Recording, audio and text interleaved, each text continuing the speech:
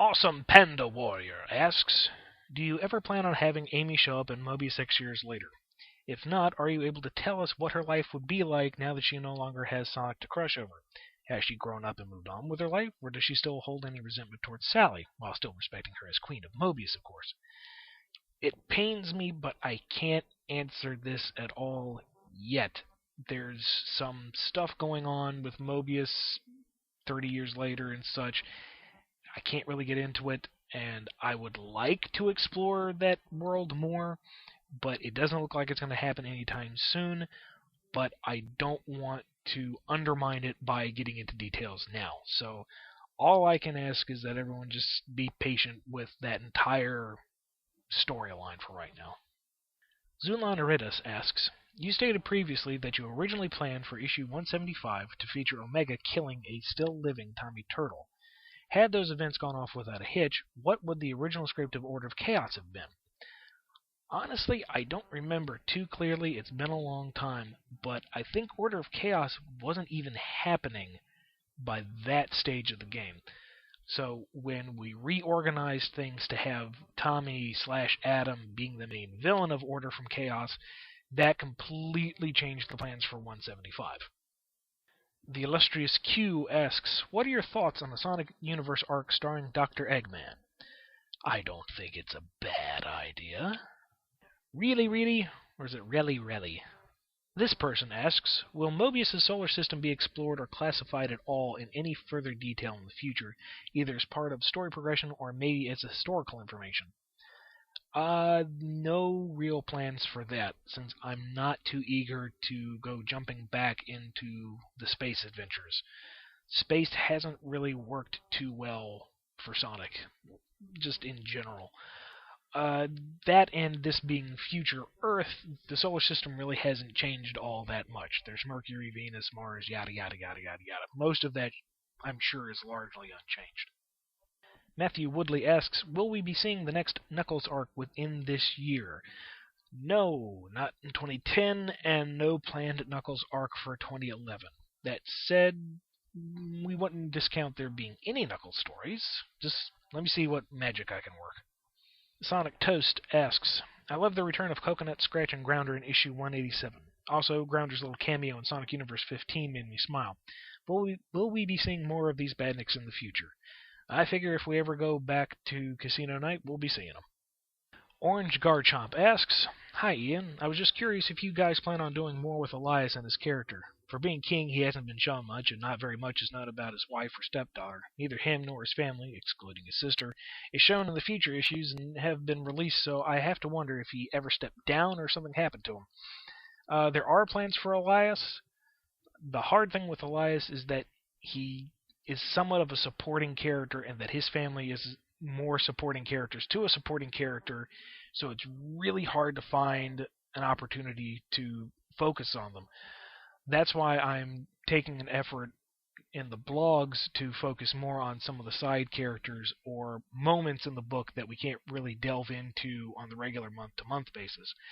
As for the future Mobius 30 years later stuff, again, can't really comment on it right now.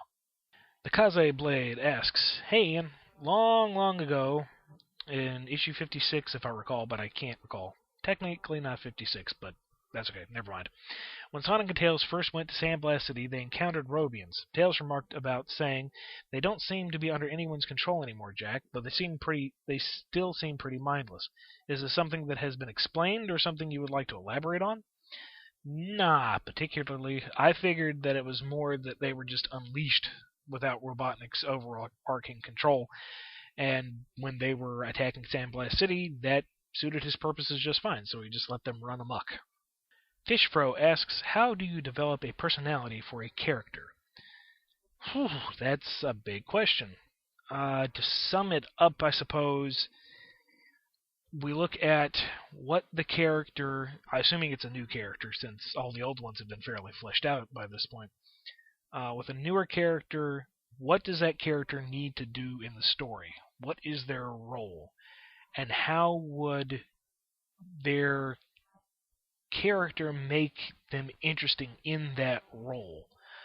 When we made Iron Queen a top-tier villain, We had a little bit of that tittering, silly, crazy, maniacal, but how would that make her interesting as a powerful force within the book?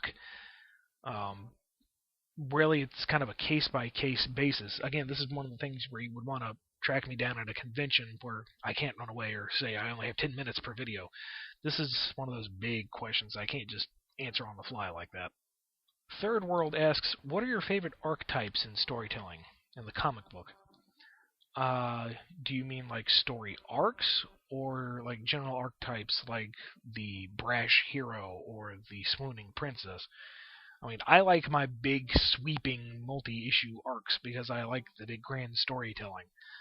In terms of archetypes, I've always liked the odd couple duality, the strong silent type next to the tiny neurotic type, the fastidious one with the slob, the tall and the short, the calm and the brash.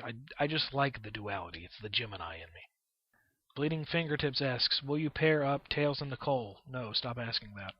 Seismic Son of Scourge, I believe I'm saying that right, says, I don't know if this has been answered already, but what is that diamond indent thing on Dr. Finitivis' forehead that appeared after his Chaos Siphon suit mishap, and what purpose does it serve? Originally, when it was designed by artist John Gray, it was supposed to be a hypnotism thingy. As of right now, there isn't a definitive answer on what it is or what it does or if it hurts or if it smells funny, so that's something to investigate in the future. Black Hawk Omega asks, hello, Mr. Flynn. It's so nice when someone's formal. Since the Jorda invaded Earth so many years ago and it became Mobius, is it possible that something similar happened to Anti-Mobius, or at least an equivalent to it like the Great War, Great Peace thing? Sure, I suppose so. I don't know how far the anti-duality would go, but if we want to speak strictly out of canon, it'd be kind of funny if the very peaceful Jorda were just floating by Anti-Mobius and accidentally dumped a whole bunch of Anarchy Barrel on there. But I don't know if we'll ever get to truly investigate that. Amir asks, something I've been curious about since Hedgehog Havoc. Considering Rob's the only one Silver didn't freeze, and that he listened to Rob about Sonic, not to mention Silver giving him a hand up after Scourge attacked them, would you say they became fast friends? I wouldn't go that far. It's more like Silver showed up, and Rob supplied him with answers, so Silver immediately said, yeah, I have a friend, and just went from there. I don't think Silver put a lot of thought into it. It's just that he instantly trusted Rob because Silver is naive like that.